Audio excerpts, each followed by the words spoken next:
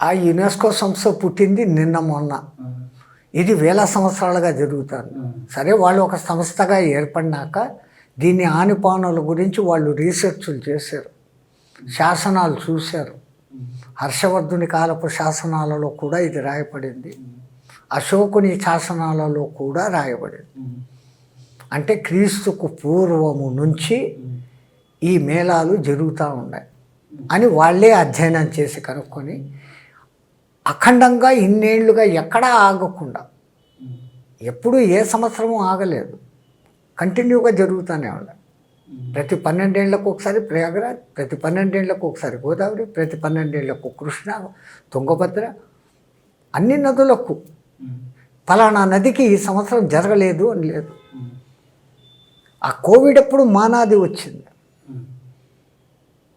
70 లక్షల మంది పోయినారు అక్కడికి, ఆ చలిలోకి, ఆ ప్రాంతంలోకి. సో ఇంత అఖండంగా జరుగుతుంది. రెండవది, 3-4 కోట్ల మంది కలిసి చేసుకునే మేళా ప్రపంచంలో ఇంకోటి లేదు.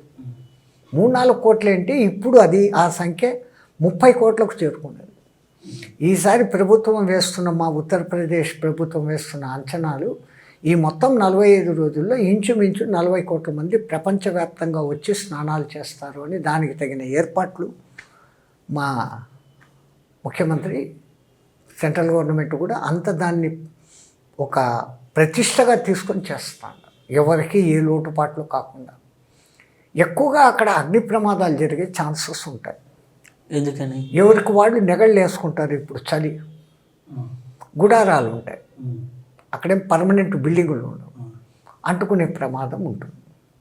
ఈసారి దానికని ప్రభుత్వము